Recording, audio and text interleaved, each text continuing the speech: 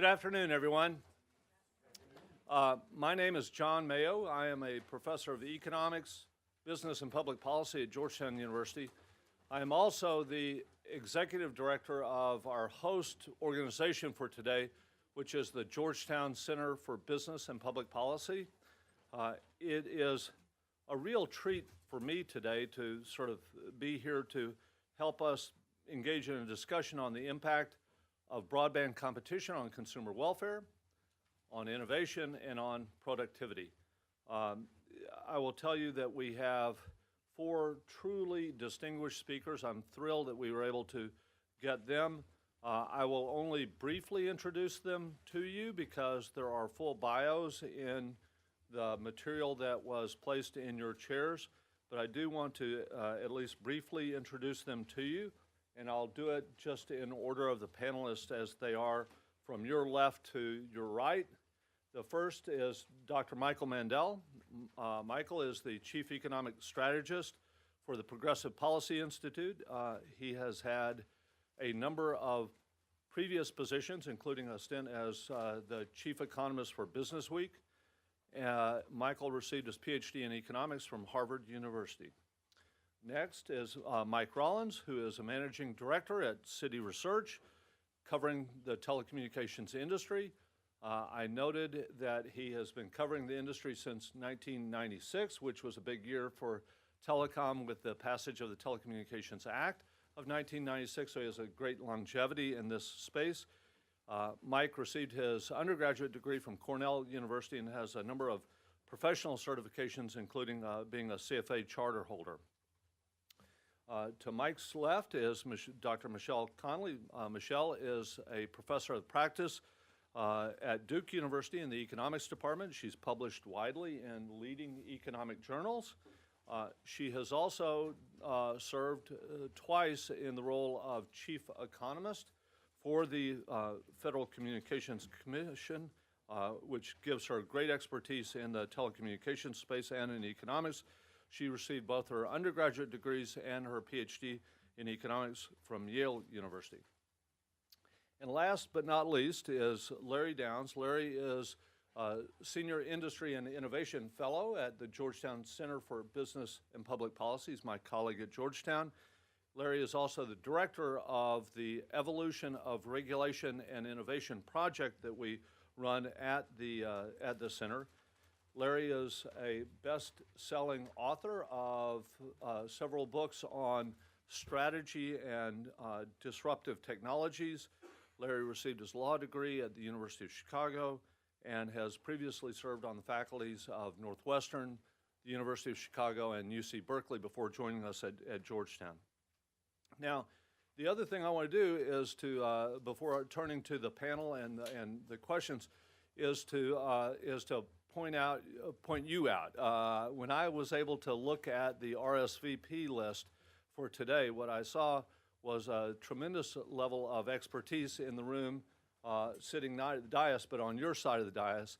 And there are senior staffers from the House, from the Senate, senior people from the FCC, people from the consumer sector, people from the industry sector, academics, and students.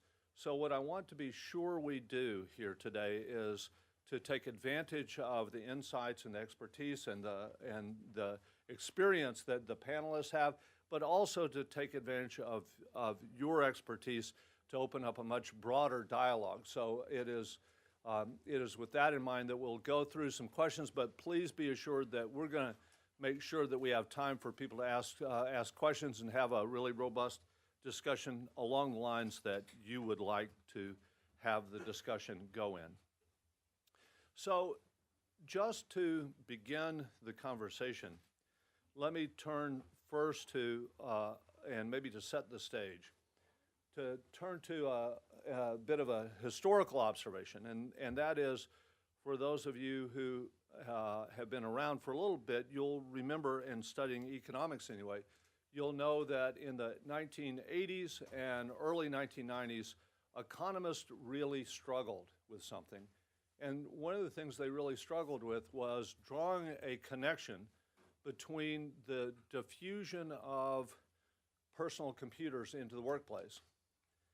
And making the connection between that diffusion of personal computers into the workplace and observations about macroeconomic statistics of productivity, job growth, and so on. It was just something that was very tough because we kept seeing that there was these dramatic changes in the workplace, and yet they were the changes in the workplace and the intuition that this was driving productivity and job growth and GDP changes wasn't showing up in the data. It was such a severe challenge for us that none other than Bob Solow, who was the Nobel Prize-winning economist, said the following. He said, quote, "We see computers everywhere but in the productivity statistics." And I wanted to bring this up because in due course, with enough economic study and with enough manipulation and thinking about the data and how it played out, economists were indeed able to look at and quantify the role of the growing amount of information technology on productivity, on job growth, on GDP changes. Today, we have in some ways a very similar challenge in front of us. With the deployment and introduction of broadband and the internet, we all look around and see dramatic changes in our personal lives, in our professional lives, and the intuition that every single one of us has is that this is improving economic welfare, that it's improving productivity, that is creating positive benefits for our society and for our economy. And yet, because it is moving so rapidly, it is very difficult to actually draw a straight line. You can't draw a straight line between those changes and positive macroeconomic indicators. And what that has forced us to do is to be more entrepreneurial about the research. And in that respect, what I would like to do is turn to our very first panelist, Mike Mandel, who is, I think, on the leading edge of that entrepreneurial effort to try to link the deployment of broadband, of what has been referred to as the app economy, and to quantify the positive economic metrics that have happened. So let me turn it over first, in the first instance, to ask Mike to reflect on some of his research in this space. Thank you very much, John. I'm going to speak from here. Can everybody hear me? Okay, great. Entrepreneurial. Is that, was that a compliment? It was. Okay, thank you. So, you know, we're all saturated at this point with news about the economy, and there's really two versions of dysutopia floating around out there. In one version of dysutopia, we're stuck with a stagnant economy forever. And what's been happening is people have been talking about the speed limit, the new normal, slow growth as far as the eye can see. It's being embedded in a lot of economic forecasts. The CBO forecast has been sort of lowered over time. More and more people sort of say, oh, we can't get above 2% or 3% or whatever number they talk about. So that's one dysutopia, permanent stagnation. At the same time, there's this other dysutopia where the robots eat all of our jobs tomorrow, okay? And not just the menial jobs, not just the physical jobs, but in fact, they can do all of the jobs they were doing. They can do the journalist jobs, they can do the economist jobs, they can even do the congressional staffer jobs. Probably complaining less than the staffers do. Or more, as the case may be. And so, you know, you got to realize that in the second dysutopia where the robots eat our job, productivity goes way up. Okay, so you have these two dystopias that cannot exist at the same time. And the question is, what is really happening? What is really happening in this economy where we can see broadband pervading everything, and what sort of benefits are we getting from it? And so I recently had a paper that came out that I did with Brett Swanson, and you can find it on the PPI website. And what we did is we divided the economy into a digital sector and a physical sector. The digital sector is about 25% of the economy. The physical sector is about 75%. The digital sector has had the industries where it was easy to digitize the output, where you could quickly see big benefits from computerization and from broadband. And in the digital sector has much faster productivity growth, much faster wage growth, and guess what? Faster job growth as well. Okay? And so that's the area that's been innovating rapidly. Then is the physical industries, where growth has been amazingly slow, astoundingly slow, where wages have been lower and wage growth has been almost zero. Okay, and guess what? Where job growth has been slower too. And you sort of look around the country and you sort of see that the parts of the country that have been left behind are the ones which are heavily weighted towards the physical industries. And what we're going through here, and you sort of raised a really good point, what we're going through here is a very slow process of learning how to use information technology and communications with physical industries. And as these industries become digitized, they become more productive, they become more productive, they become lower price, and guess what? They generate more jobs as well. Now, this is a slow process because, in fact, it is difficult to digitize physical industries. You actually need more capacity in the system because it turns out, people sort of talk about how much bandwidth video takes, but in fact, if I digitize the physical world, which is not just video, but 3D, it requires vastly more capacity. The physical world actually just requires more computing capacity, more broadband capacity, more mobile capacity. It requires more of everything to sort of be effective. And where we are at this point is we're at this slow process. We're at the cusp, as you mentioned, where we're starting to be able to finally see this, not yet in the macro data, but in the industry data. And let me give you an example. And it's a really interesting example. One of the industries that has been really left behind by the computer revolution, oddly enough, has been retail. If you think about going into your local store, the people on the retail floor are doing exactly the same things that they might have been doing 20 or 40 years ago. They're reshelving inventory. They're typing up things on the cash register and so forth. And the fact that their work hasn't changed is reflected in their wages, which is that retail wages have been absolutely flat for 20 years. Now what we have is the accession of broadband-driven e-commerce and fulfillment centers. And the thing about fulfillment centers is they get you what you want within a day. I recently was in Brazil, coming back from Brazil, and a cheerful but over-enthusiastic Brazilian customs officer destroyed my bag. He was just zipping it back and forth really fast. Okay, he didn't mean to do it, I don't think. And I needed a new bag very quickly, and rather than having to go to the mall, which would have taken me about 4 hours, I ordered it online, and I got it the next day. Now, what's happening here? Well, it turns out that these fulfillment centers are generating well-paying jobs in states like Kentucky and Indiana and Oklahoma and Ohio and Texas and Pennsylvania, places that were left, that are not tech hubs, that were left behind by the boom, and that, in fact, these jobs pay substantially more than the retail jobs that people held before. And guess what? At least so far, there's more of them. That is, there's a net gain in what workers are being paid. There's a net gain in productivity. There's a net gain in consumer welfare. This could not be done without broadband. And in fact, this is as integrated into the broadband network as it's possible to be. Now, I'm going to just say one more thing and before sort of turning it over to my panelists. We also do every year an app economy study.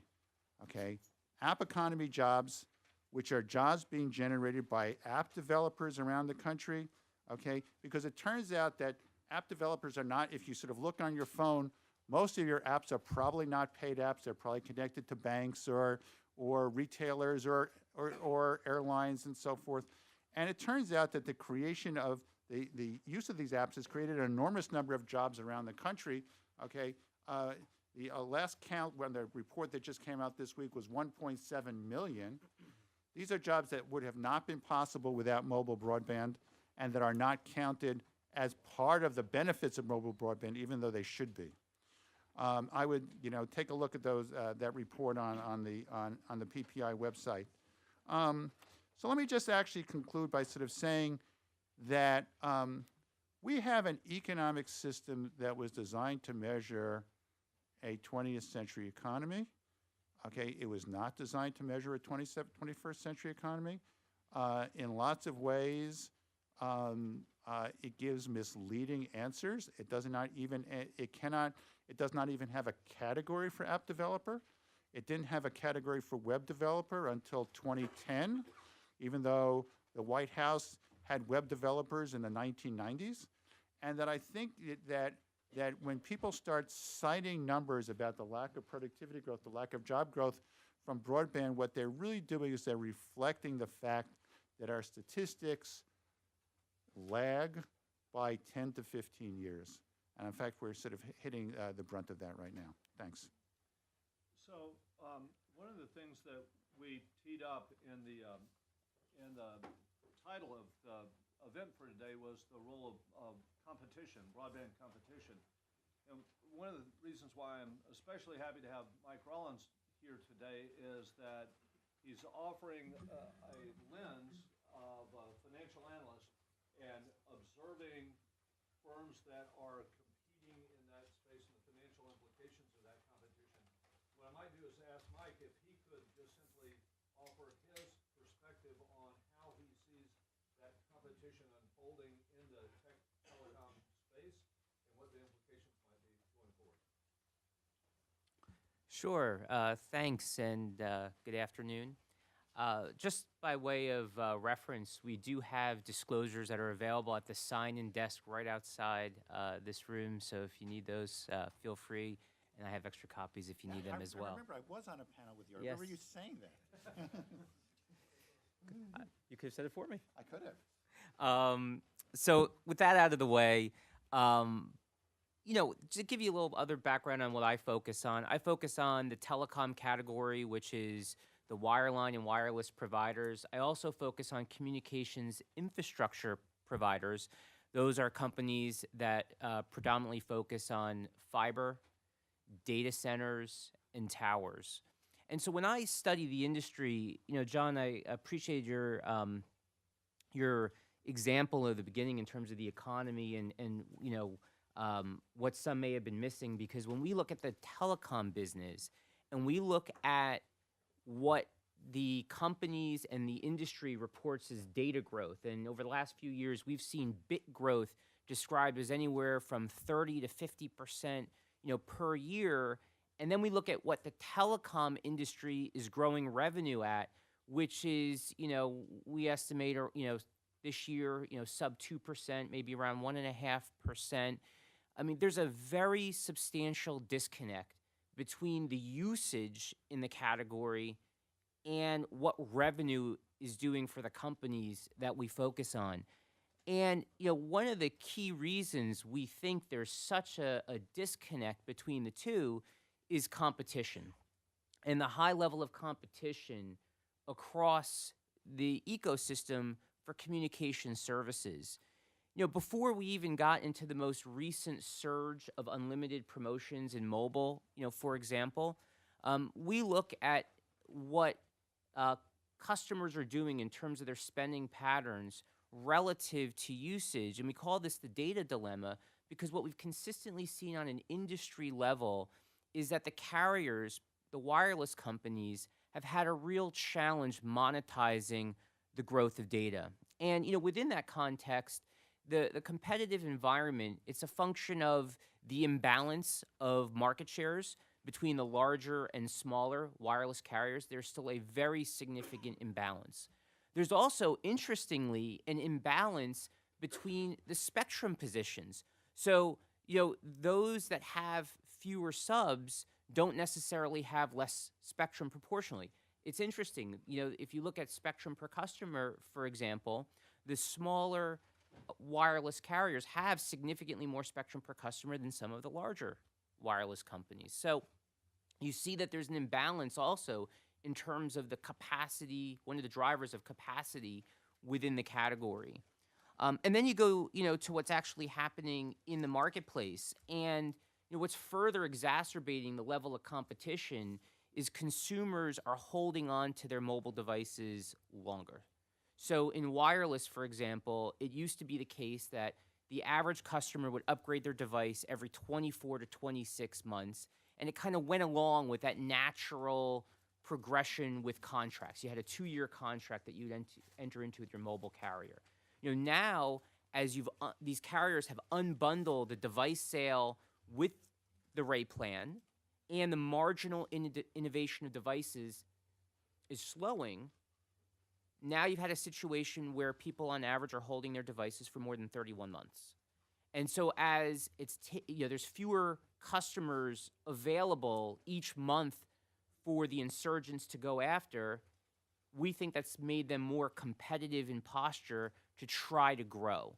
And so it's been an interesting business to watch. And when you compare that, for example, to what's happening in Canada, where you have 3 large, near equally sized competitors there, what we've seen is more revenue growth. We've seen also better wireless revenue growth in the United States. And we've seen, a posture through 4G to invest, and also in the wireline businesses, we see more reinvestment on a relative basis in fiber-centric assets.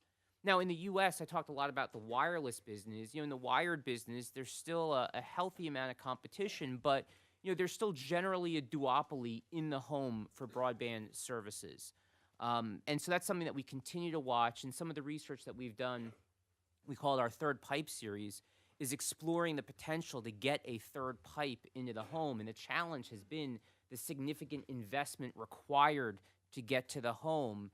We actually think 5G and fixed wireless within that context, may be interesting along the lines of, delivering eventually more competition for home broadband services, but it's still in a nascent stage of figuring out the economics behind that. But certainly something that we could talk about. So I think the bottom line is what investors are very focused on in the category is this disconnect between usage and revenue, the amount of competition, the amount of investment to continue to increase capability, and then in the mobile side, that also relates to spectrum as a resource, for capacity. And with that, John, I'll turn it back to you. Great, Mike. Thank you very much. I want to come back to several things you just said, but let me just turn, if we could, to Michelle, who you have the lens of an economist, someone that's studied the telecommunications industry and studied competition for a long time. How do you see competition playing out in the industry, and what the implications of that are?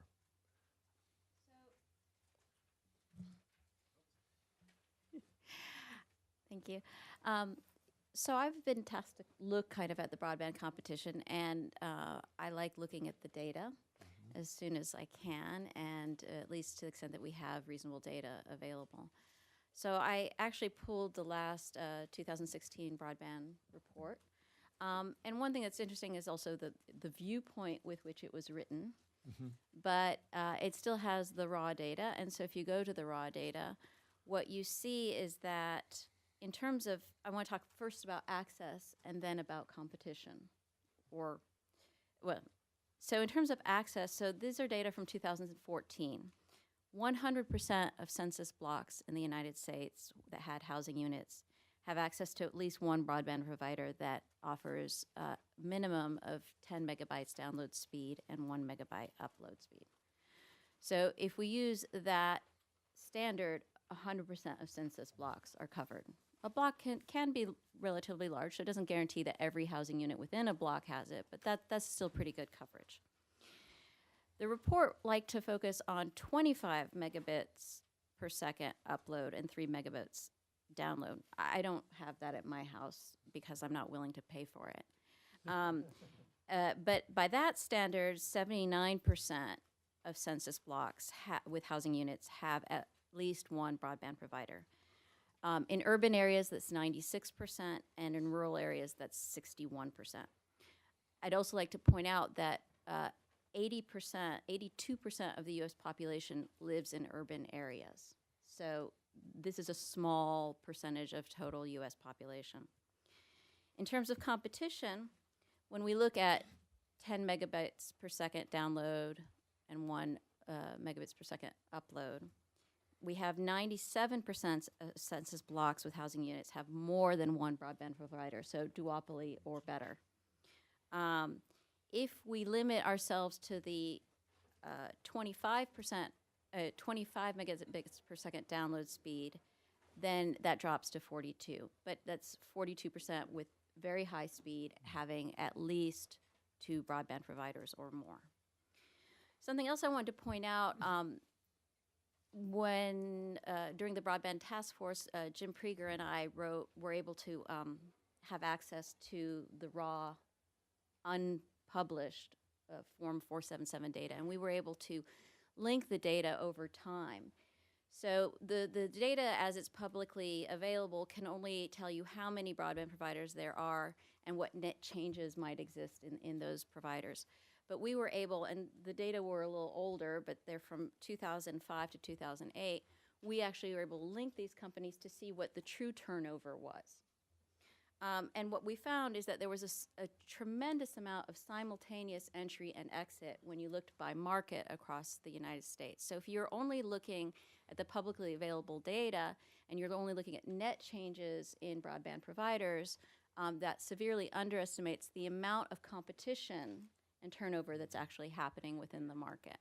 So much more competition than people tend to believe. Now, one of these things, so even if we worry about this access in rural areas, which is what the 2016 broadband report was looking at or was focused on, one thing that we should notice is that from 2014 to 2016, if we look at broadband capital expenditures, they've actually fallen in absolute terms. And many people have suggested that it was anticipation of the 2015 Open Internet Order and the regulations that are imposed with that. Hal Singer did a study in 2016. He found, looking at 12 ISPs, that there was a 5.6% decline in broadband capital expenditures. And notice this is not a reduction in the speed of capital expenditures. This is an absolute decline. Horney looked at 16 of the largest ISPs and over the same time period found a 7.04% decline. So certainly the net neutrality order has not been improving the amount of investment in broadband capital. And if you think about it, where it's going to hit the most is at the margin. It's going to be particularly in the less dense, more rural areas. So if the FCC is interested in the digital divide, they should be worried about not interfering and not limiting the incentives to increase the amount of broadband, to increase the amount of competition by having more people come in and by having more firms come in to more markets. The other point I want to make, or there are 2 more points, if that's all right. Please, 2 more go points ahead. I'd like to make. So in terms of consumer welfare, the Pew Research Center did a very interesting study in 2015 where they asked people among households who did not have broadband in their home what their reasons were for not having broadband. Actually, only 7% said accessibility. So the other public policy topic, which is this digital divide, is not purely an issue of access. Most of the people who were responding had access but chose not to have broadband in their home for other reasons. 66% of them mentioned lack of relevance of content or usability. And 19% mentioned that it was too expensive either for the monthly service or to own a computer. So many of these people were choosing not to have broadband, not because it wasn't offered, but they weren't finding it relevant. And what is not surprising is a lot of these people are over the age of 65, right? So when you're not having as much uptake in an urban area, in a rural area, if you think about the rural areas, so let me mention 2 things. Of those less likely to use the internet, 41% of the people over the age of 65 were less likely to use the internet. 34% of those without a high school degree. 23% of those earning less than $30,000 a year. And 22% were in rural areas. But what is key is that the rural population is on average older, less educated, and poor. So access is probably not the primary determinant for the digital divide as we're currently talking about it. And therefore, that the mechanisms by which one might want to address that may not be what the FCC has currently been targeting. And then finally, in terms of productivity and wage growth, Foreman, Goldfarb, and Greenstein have done a series of papers that are very good, looking at the county level across the United States. And specifically, they identify where industries are using not just email or web browsing, but advanced internet technologies. And what they find is that from 1995 to 2000, there was large wage and productivity growth in the counties that had, that started off with high income, high population, high skilled labor force, and concentrated IT usage. So only about 6% of US counties were getting actually the productivity benefits from advanced internet usage. This is to point out that while we're talking about consumers, consumers are gaining welfare from simple usage for their personal needs. For industry, we don't see that everyone benefits equally from internet access, and specifically those who are working in industries that make intensive use of IT technology are the ones who are gaining in terms of productivity and wage gains. During the 5-year period from 1995 to 2000, the well-off counties average about 28% wage growth, as opposed to only 20% in the other counties. So almost half of that differential could be attributed to use of the to expansion in broadband. It also explains an exacerbation of rising wage inequality across counties in the United States. So those are the points I wanted to make. Michelle, thank you very much. Larry, I introduced Larry a moment ago as being a student of disruptive technologies and strategies that flow from that. Having written a number of books in this area, the first I think was called something like Unleashing the Killer App. And I do remember in that you sort of took aim at one of the most revered models of strategy in business schools of Michael Porter's 5 Forces. Many of you who went to business school will recall that that model of the 5 forces.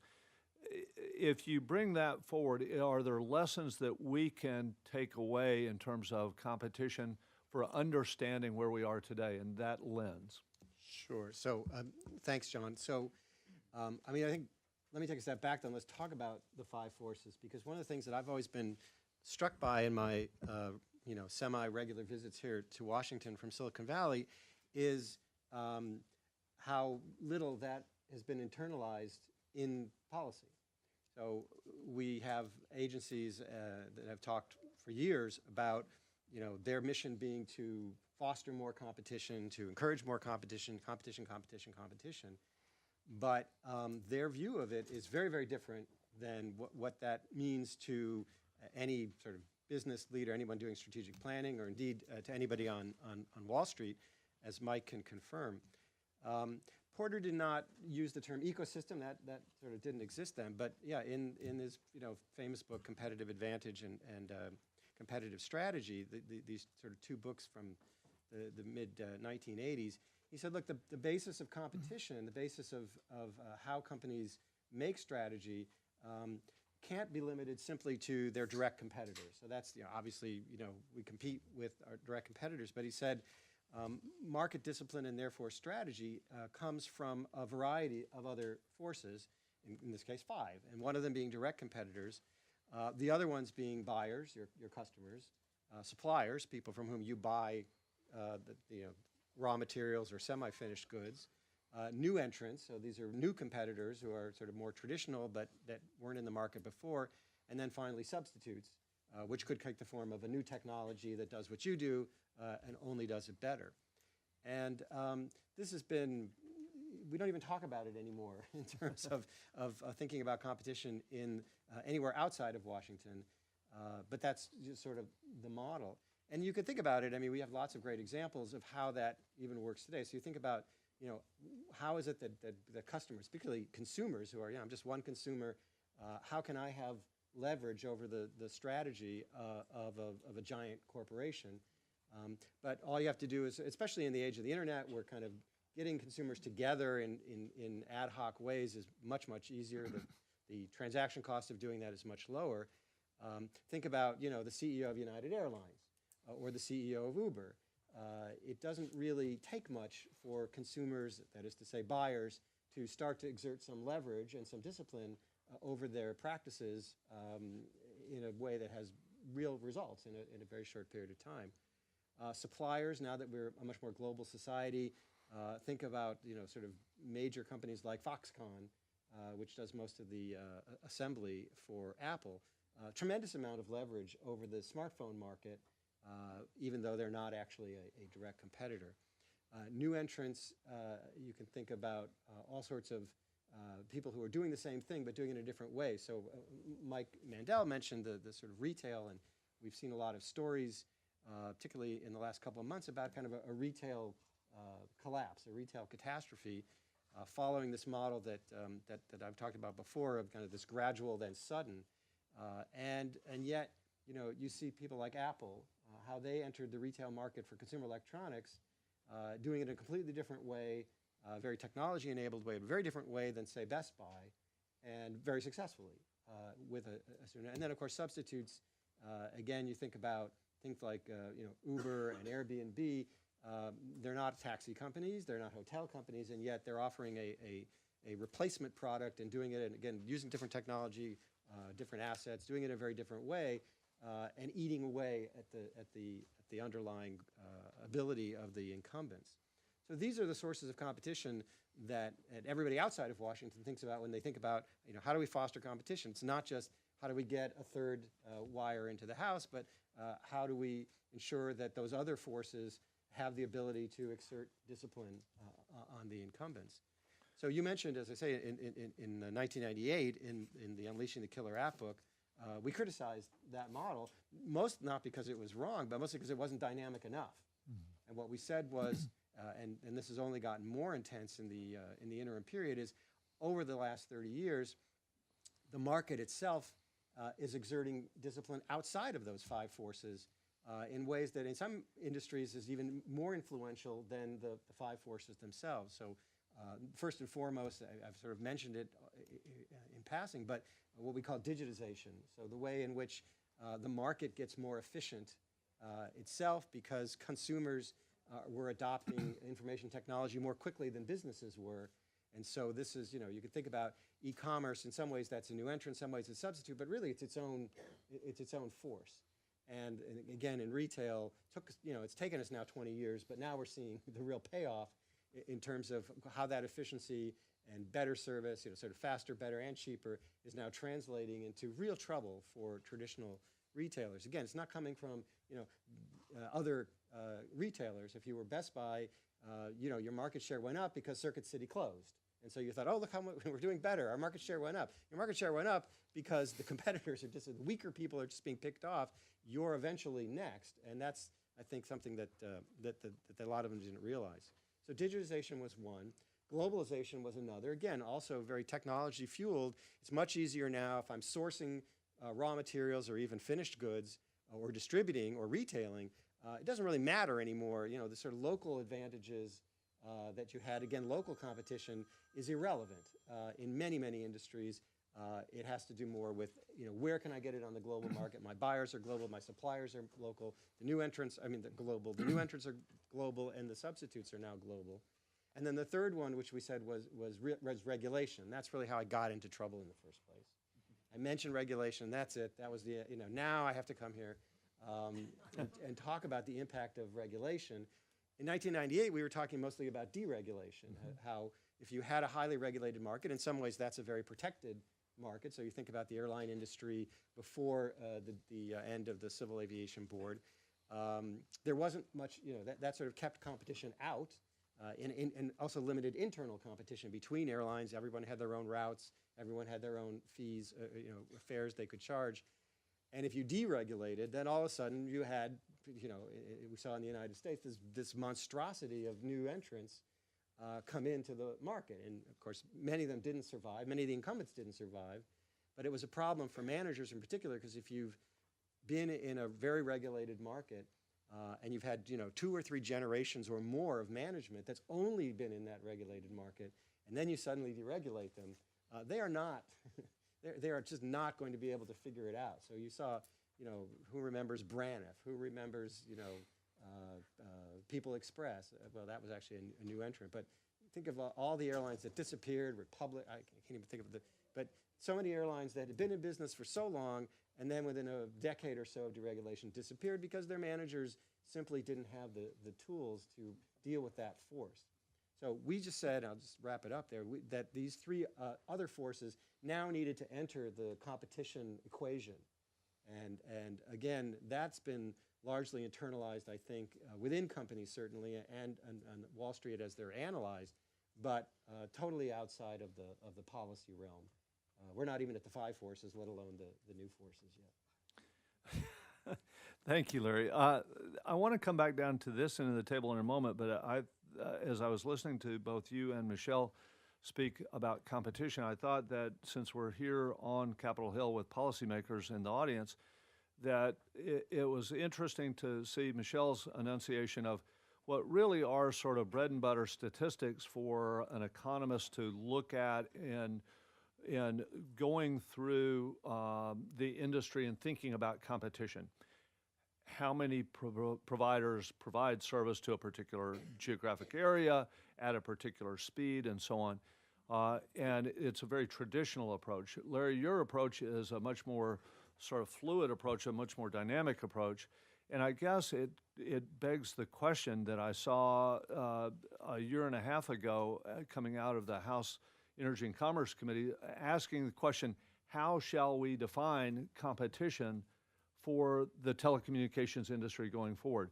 Because as you mentioned, Larry, a mantra is competition, competition, competition. But if we don't know what it is, then it's very difficult to imagine that we'll be able to fashion sensible, sound policy. So if you might just take one more pass through this and sort of think about what advice might you offer to people in a policy realm of policy frameworks that begin to add clarity to this issue of how shall we measure competition. I don't mean to exclude Mike, you, and Michael, but let me just start down there. Ladies first.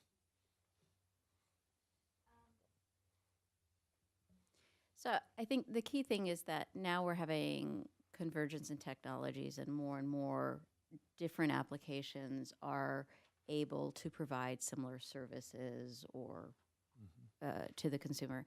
And that's one of the things that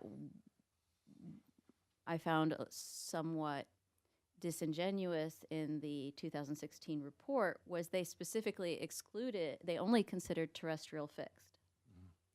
And they said, well, because we're defining it at 25 megabits per second upload. Most of us haven't had 25 megabits per second upload, and we've been using the internet for quite a while. So that seemed like a very artificial cutoff. Although this morning I looked, and there is now a satellite company offering 25 megabits per second download. So even based on that cutoff, they were looking at 2014 data. Today, as of today, we have satellite services offering that speed, and certainly we have had 100% of the United States being covered by satellite, just simply lower speeds than some of the terrestrial wireless. So that's a perfect example where when an agency wishes to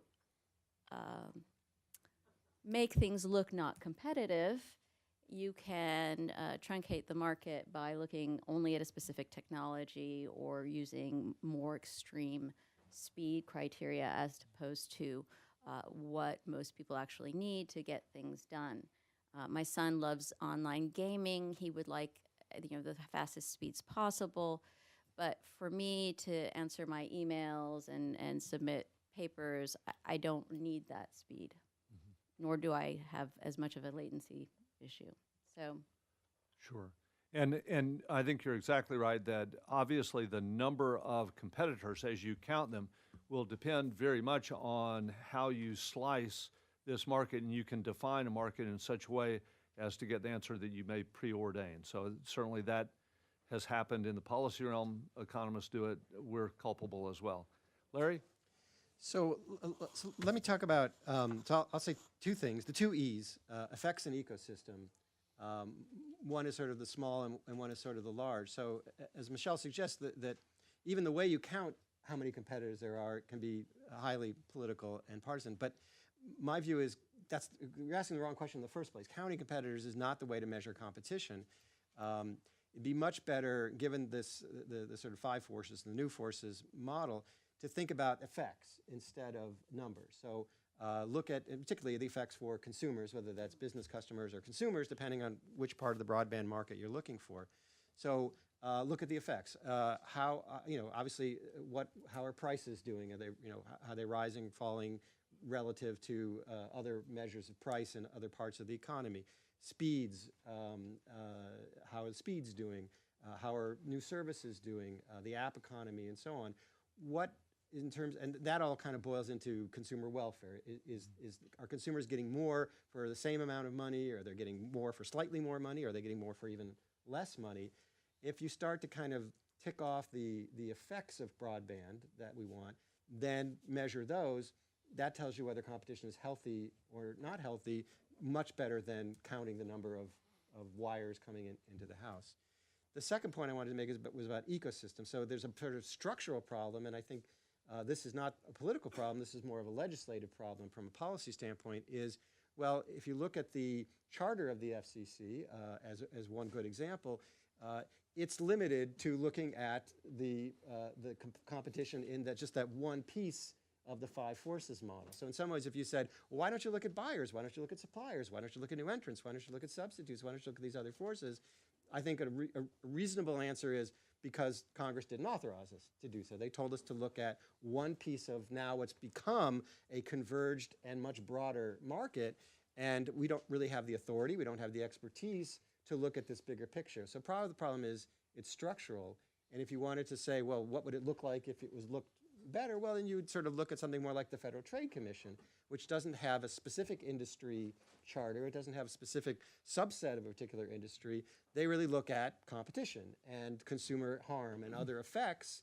That's their charter, and therefore they can be much more broad and they can be much more adaptive, I think, to changing industries, as many of these industries are, as they start to look about, in their case, anti-competitive practices, antitrust issues.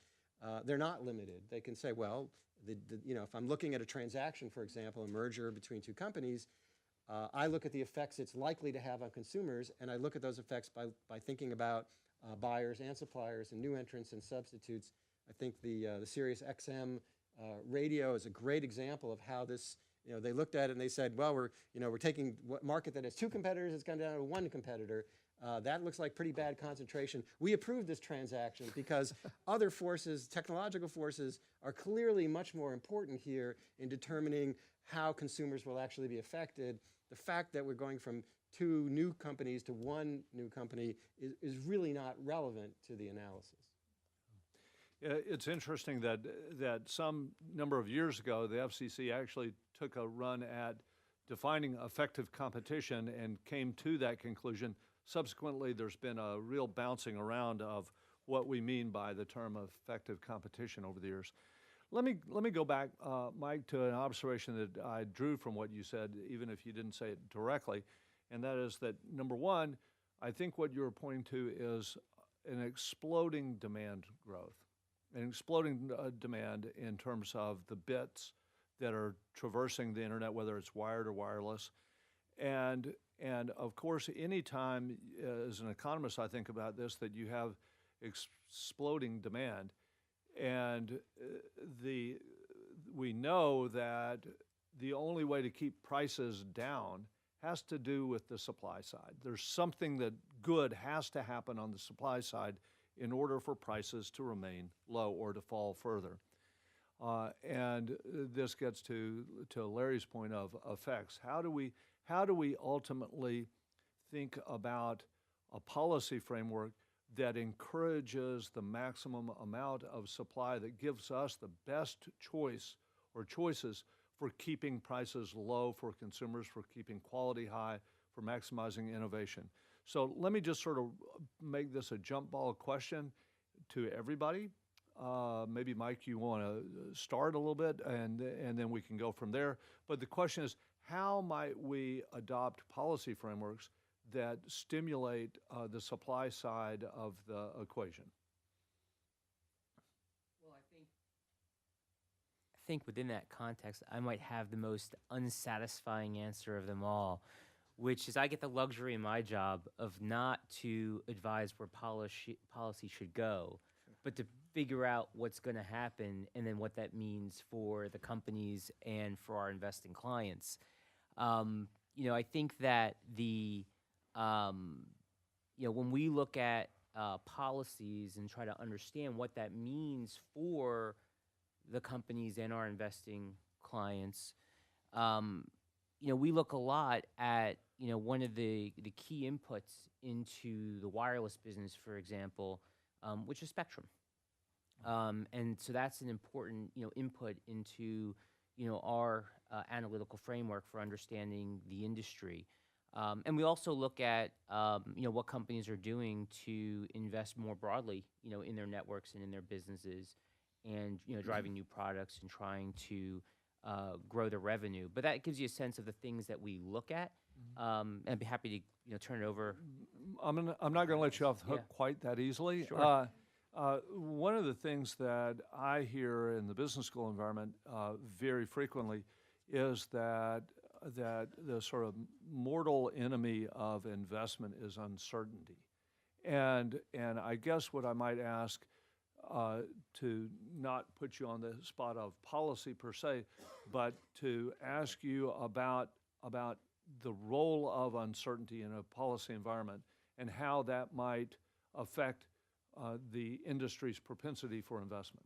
Well, that question, I think, is an important one where, when we analyze the companies and we're looking at, trying to think about the future and projecting the future, having certainty and understanding frameworks and boundaries is important. And I think that, you've seen situations where there's been uncertainty on, what certain things mean. Investors, in terms of policy on business, that does affect, the stocks, and it does affect the way investors perceive value. So, certainty and understanding boundaries, what, the future might look like in terms of, whether it's the amount of spectrum that might come available or how they can compete, whether it's in a broadband world or internet, those things are important at trying to understand the business models and how to value those models. Wonderful. So what policy frameworks, the question is, what policy frameworks might we adopt or look to at this moment to think about enhancing the supply side of this industry? Mike? Let me actually follow up on something that Larry said, talking about effects. If I sort of look at the digital versus the physical sector, the digital sector has had very slow price growth, and a lot of that is due to sort of slow price growth in the telecoms, only 0.8% a year, whereas the physical sector has had price inflation of 2.4% a year. And so the question is, if I'm looking at what policies have worked to sort of hold down prices, I have to say that policies that have enabled over the last 15 years the broadband industry to sort of invest an enormous sum of money seems to have led to not faster price growth, but slower price growth that benefits consumers. And so if I'm sort of answering this a little bit broadly, if I'm worried about competition policy, I want to address the industries which have had faster price growth, okay, which have not delivered on the promise of technology, in part because they haven't invested in information technology. 70% of the investment in information technology has gone into the digital sector. Only 30% has gone into the digital sector. Only 30% has gone into the physical sector. And the question is, what are these physical industries doing? Why are prices rising so fast in those industries? And why aren't they investing? Because frankly, when we do our investment heroes list every year about the companies that are investing in the US, what we see is broadband companies and tech companies up at the top of the list. We don't see the physical industry. So if I was asking the question about where are the roadblocks likely to be in terms of producing faster growth for this country and better results for consumers, okay, I'd have to go sort of looking at someplace other than the broadband companies which have invested a lot and produce low prices, which seems to be exactly what we want, as opposed to the industries which have not invested very much, which have raised their prices and are basically have been an enormous drag on the economy. So I'm sort of talking about a broader framework here. Sure. Michelle, Larry? One thing that it's somewhat tangential, but I've been studying a lot of the FCC spectrum auctions. And one thing that I discovered, I was looking at all auctions related to cellular services. Almost 50% of them are won by entities who are using bidding credits, which are tagged for use by small entities. 50%. So I just want to point that out because that suggests that spectrum being a scarce resource, and we want to make sure it's going to its most effective use. If almost 50% we know are using bid credits, then that suggests that our current mechanism for allocating in the auctions may be creating some problems. Fair enough. Ronald Coase would be rolling over in his grave, I suspect, at this point. It's the rules, not the auction. Yeah. Larry? So that's a great example of what happens when you're measuring the wrong thing. So if you're just counting number of competitors and you're saying, I want more of them, that's my only measure of success, then you're going to adopt policies that inadvertently make things worse and not, in fact, get you the best results. So I guess, what my other panelists have said here all makes sense to me. I would see that kind of starting with adopting the Hippocratic Oath, which is, first do no harm. And so first it would be nice to measure the right things. We talked about measuring the effects and doing it on an ecosystem basis rather than on a much more narrow and unrealistic basis. And before taking policy steps to try and increase competition, which, as Michelle suggests, might be counterproductive, let's make sure we're measuring the right thing. And in fact, there is a problem before we start engineering a solution to it. That's a pretty general statement, but I think we've got lots of examples where because we were measuring the wrong thing, we then implemented policies to correct a problem that actually didn't exist or which was not what we thought it was, and we made things worse, in some cases much worse, as a result. And that really, John, that really gets to your work, even though you're moderator. This is really the basis of a lot of your research. Yes, it is. Let me go back to where I started, and that is to say there's a lot of expertise in the room, and we've been at this now for just about an hour. I think it's time to hear from you. If I might open it up to questions, and the only thing I might ask is that you identify who you are and what organization you're with, and then you can pose a question. We have a microphone that is available for people, and you might want to wait till the microphone arrives. So all you have to do is raise your hand or nod or just make eye contact with me, and I will call on you. I'm a professor. I'll do that. Questions?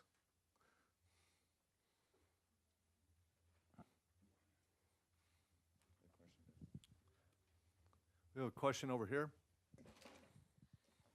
Hello, Professor. Carolyn Brandon from Georgetown. Thank you all for a very informed discussion. One of the questions that came to mind when you guys were sort of merging into a discussion of policy levers was, there's a lot of debate and focus on how one addresses this quote unquote, rural divide. How do we get more broadband access out there? And Michelle, I take your point. Access might not actually be the real challenge there. But in those conversations, you do have a lot of discussion around the merits of overbuilding. And I was wondering if any of you guys had any thoughts about the economics of that. And is that a situation that is sustainable in terms of attracting money being invested into those areas that otherwise wouldn't happen? And if that's not the case, your thoughts on why?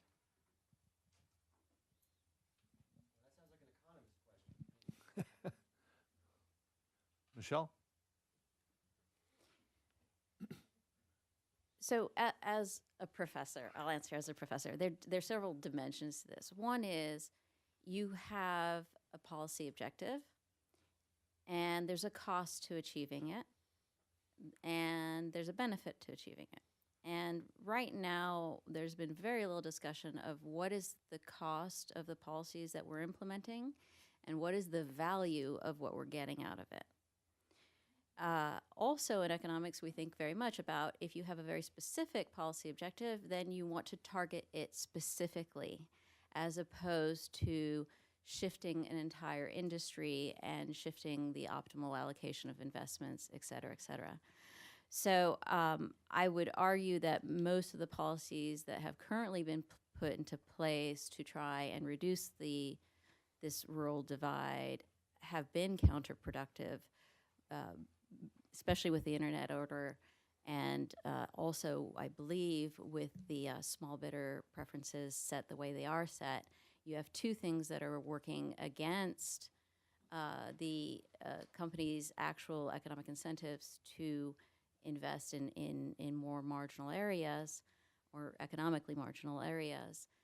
So that's not helping. And I've been thinking about how we would estimate what costs we're imposing on the industry by doing that, and I think it would be quite high.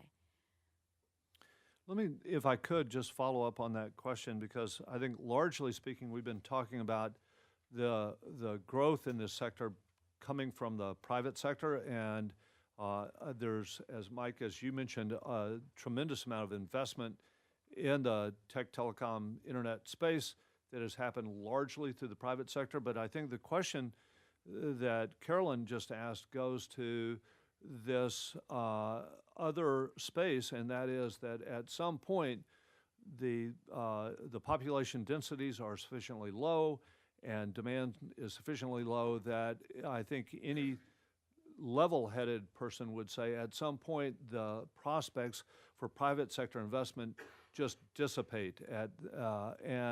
And so that calls into question the role of the public sector. And Larry, I know that you offered testimony on the Senate side just last week, in which you spoke a little bit about the principles that might guide that division between the public sector and the private sector. And maybe this is an opportunity to just elaborate on that a little bit. Sure. So thanks. So yeah, and I mean, I guess I'd start not by challenging your presumption, but saying one of the things, again, that changes much more quickly than policy does is the technology. And so in fact, yes, if we're talking about building fiber to the home in the mountain regions and parts of very low density, then yes, it's hard to see the business case for that anytime soon.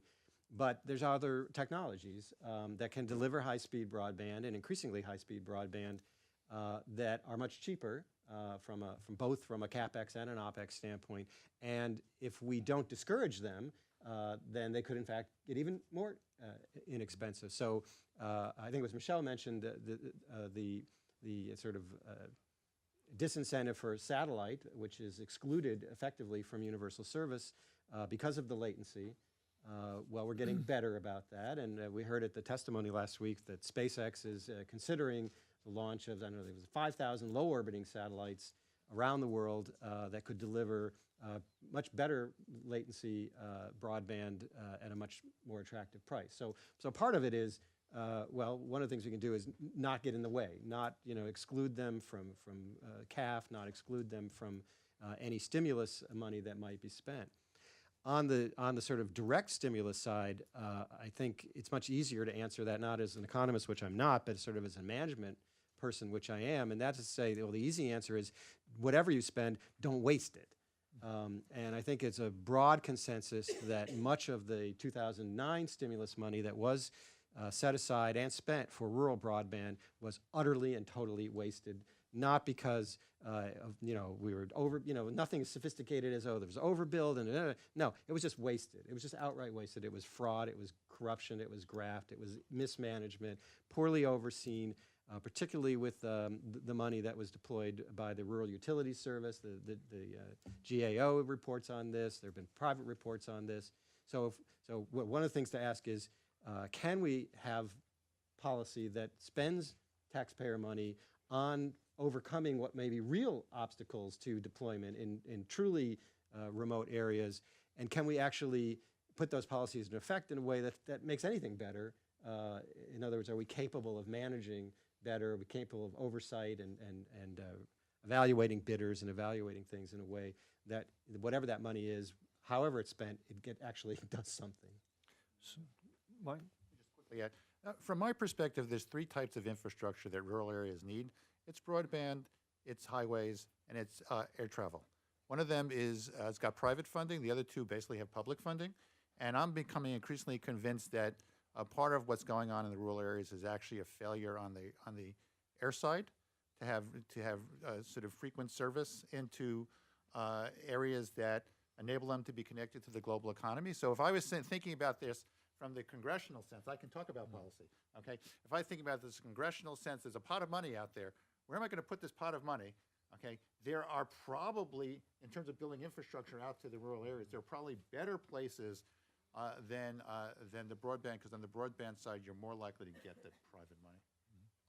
One of the things that, Larry, you didn't offer the words technology neutral, but I think that's inherent in what both you and Michelle were saying, especially with respect to satellite service. So, other questions? Hang on just a second. I'm Debbie Goldman with the Communication Workers.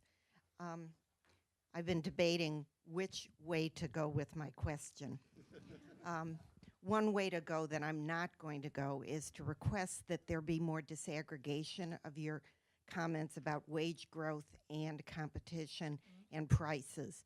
I think if you differentiated between those who have college degrees and are going into the IT sector, as opposed to those who are going into the call centers and the technicians who are actually building, servicing, maintaining the networks, so critical. The role that deregulation, that competition, without strong enforcement of our labor laws, has had a direct effect in depressing the wages and the jobs in the infrastructure side of the industry. So I'd encourage you to disaggregate that. But I said I wasn't going to go that direction. You didn't say that. What I want to ask about is a little bit more about the ecosystem. We know we still need, while you may only use 10.1, we know that the global standard is going toward high-speed gigabit networks. And we need to figure out, that's tens of billions of dollars investment. And with 5G, it's massive fiber.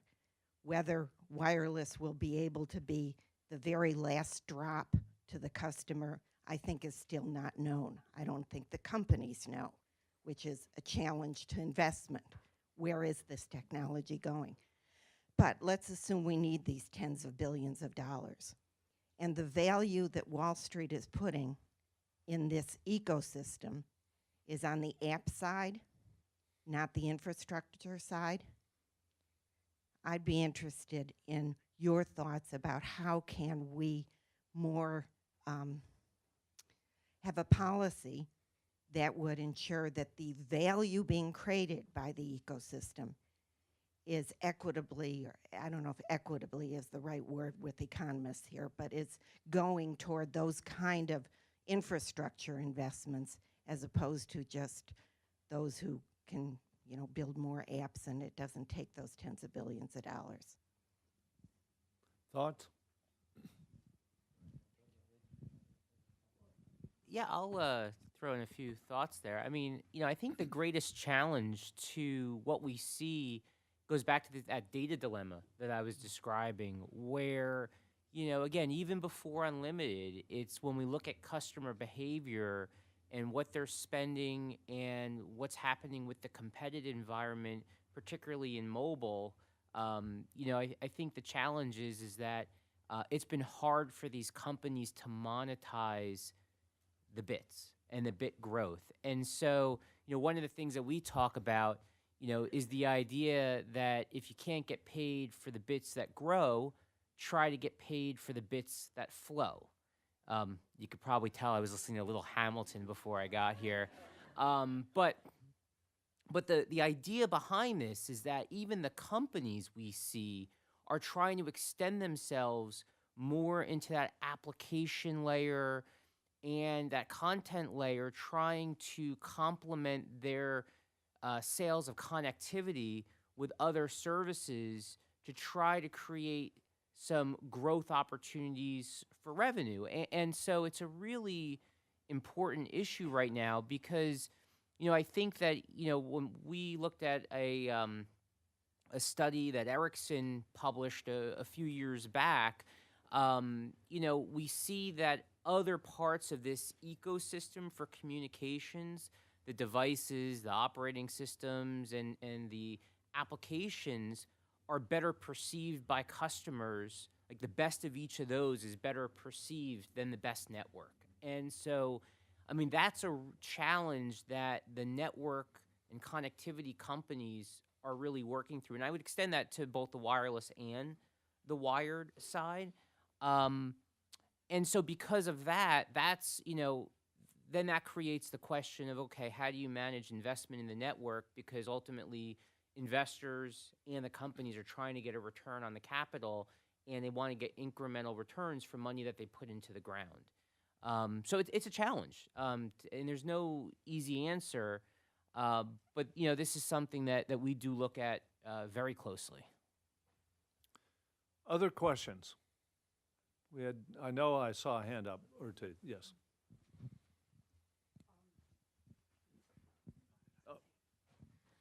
Sure. Anna Marie Kovacs with the Georgetown Center. Mike, just following up on that, I mean, isn't part of the issue that consumers are migrating to the app world, but that world doesn't have to pay for the network? So I mean, isn't that the disconnect you're really talking about? Yeah, there's a disintermediation between the application layer and the network layer. And, whether it was the early days of voice over IP, right, and that only needed a little bit of bandwidth, so that happened, first. Now, as bandwidth to many homes has gotten a lot better, and even in the mobile environment, it's a lot better, now you see video being delivered over the top as well, right? So as the networks have become more robust, it's that virtuous cycle. So you give, more bandwidth and you create the applications that use it. They get thirsty for more. The challenge has been for the network companies, though, they're not really getting paid a lot more. I mean, there has been some revenue growth in the industry, but, the revenue growth, as we were talking about earlier, has consistently trailed the bit growth. And so that decoupling has been a real challenge. And part of that issue, if you'll forgive me, is you've got the networks competing with the applications. The networks are investing capital. The applications are getting the network for free, right? Essentially. So it's a very odd way to go back to Larry's point of how do you look at what is competition. You've got competition between the network and what's riding the network. That has no particular economic foundation, at least in my view. Anne-Marie, the question that was right behind you, if you'll just hand the microphone back. Thank you. Hi, Patrick Halley from Wilkinson Berkernauer. Question maybe for Michelle and Larry. Michelle, you've been inside the FCC before as an employee. And then Larry, you talked a little bit about the structural differences between the FTC and the FCC. And I'm curious, and it was statutory, is what you noted. Do you think, every time there's a new chairman, there's a discussion about reforming the structure of the FCC? Are there structural changes? I mean, Chairman Pai announced his idea of an Office of Economics and Data that, without a statutory change, can you change the agency from within to deal with some of the things we've been discussing in a positive way? So the short answer is I don't know how much you can get away with. But I wrote an article earlier this year, soon after the election, trying to resurrect Chairman Kennard's plan, strategic plan for the agency, which was published in 1999. And all I can say is he certainly believed that he had the ability to do exactly what I described, to essentially transform the agency that was from one that was sort of siloed into particular technologies, wired, wireless, particular applications, video versus which is voice versus data, into one that really looked a lot more, although he didn't say this, looked a lot more like the Federal Trade Commission, in the sense that it was really going to be focused on the effects of competition, measuring those, and then enforcing policies that benefited consumers without being, sort of pigeonholed before the fact in terms of what that would look like. So he thought he had the authority, and I encouraged incoming Chairman Pai to pick up that report and read it and see if it could be put back into effect. We'll have to see. Obviously, the Commission in its first 100 days has been busy with other matters other than structural items. But there were at least reports that the FCC transition team was certainly more aggressively proposing pretty significant structural reforms. And I know from talking to them, at least, that they did read the Kennard plan and didn't dismiss it. So that's as much as I know about the actual plan.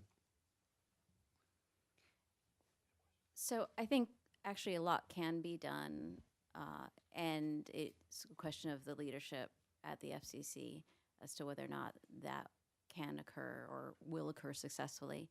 I think Chairman Pai is serious about this type of change, and I think it's highly needed within the FCC. While I was there and after I was there was a repeated pattern of economists mainly writing reports and responding to things after decisions had been made. So I was at the FCC yesterday speaking with the working group on this. Some of the recommendations I made were that we should create an environment that can attract the best economists, and that means PhD economists, not someone with a master's and 4 years of government service, as they used to do,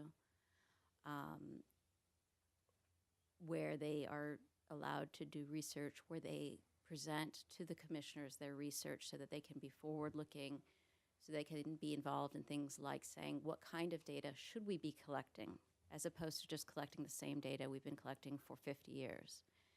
What are the relevant things? And I think that if their visibility within the commission can be improved, and there are many great economists at the FCC, but if we can also recruit more high-level economists who can drive some of the questions that should be considered with an agency like this, as opposed to having political decisions made and then justified through a report that doesn't actually do any real analysis of marginal costs or marginal benefits, which you can't really do if you don't have the right data anyways. I think that could be very powerful and very useful in terms of the efficiency of the FCC. But it will all have to be driven by the commissioners. If they want to succeed in that, I think they can go a very long way in doing that. If they're not interested, then it would be a moot point. But I believe that Chairman Pai is highly interested in achieving that. I think we have time for one more question. Right over here. There, I'm Kyle Burgess with Consumers Research, also a student at McDonough School of Business in the evening program. I can't even believe I'm asking this question because I work for a consumer affairs organization, but I'm curious, do consumers have reasonable expectations for what prices should be? I mean, they're starting to get so used to free everything, free apps, free whatever. And so I'm wondering, you mentioned earlier that net neutrality, you mentioned Helsinger's research, net neutrality is probably responsible for like declining infrastructure investment, CapEx expenditures on infrastructure. Are there other confounds, maybe like businesses can't extract appropriate value out of consumers because there's this price war and offer as much data as you can? And so, again, can't believe I'm asking this, but are people paying the right price for the services that they're getting? Go ahead. Let me just say, great question. Okay, I'll just add. I'm an economist. Okay, and so the answer is, so what's been happening is that the businesses have been able to invest. They've kept up with the technology. They have been able to provide enough bandwidth for consumers. Do consumers have excessively high expectations? Probably. I've heard some really weird things where people sort of said, I used to have this unlimited plan, and I don't have an unlimited. It's like they don't remember that 10 years ago they had nothing. Okay, but I think when I sort of look at the overall pace of change, what I consider to sort of be a sweet spot is where there's enough money to pay for the investment, and the users are paying something that enables them to develop new applications, and so there seems to be enough competition in the market to sort of get to what looks like a sweet spot right now. So that's kind of, as a naive economist, I sort of say, things are kind of okay. Why not? Why should we put on extra regulations at this point? Because, it's been working for 15 years. So I want to add something to your question. And so I wrote a paper with some students on some of the impacts of net neutrality regulation. And one of the impacts is called the waterbed effect. So if an internet service provider is not allowed to charge for things coming from content service providers that cause congestion and have negative externalities, then what will happen is either degradation of service or the overall cost that the ISP has to eat as a consequence generally gets passed on to the consumer. So I would argue that the existing open internet order, if anything, pushes up the prices for the average consumer and on average lowers the quality of the average service to the consumer because it's blocking the normal market regulation, the normal market mechanism for dealing with issues like congestion or the creation of a priority lane, things of that nature. Let me just add one more thing onto your question. If we're looking ahead and we continue to have Title II, we'll end up with consumers being unhappy because they won't be able to sort of get what they want, which is increased investment and increased capacity. Okay, so we're at about an hour and a half. There's plenty more to talk about, but I would rather leave now with people a little bit still hungry. And in that spirit, let me mention that we're going to have another event. I need you to mark your calendars now on July 12th, also probably at noon, which means that there's a benefit of some free food also. The event will be on policy and competition implications raised by the emergence of convergence of broadband and consumer video, which is another element that we just really didn't talk about here today, but needs a full airing. So stay tuned with us at the Georgetown Center for Business and Public Policy. Hope you can make that. Please help me thank the panelists for their discussion.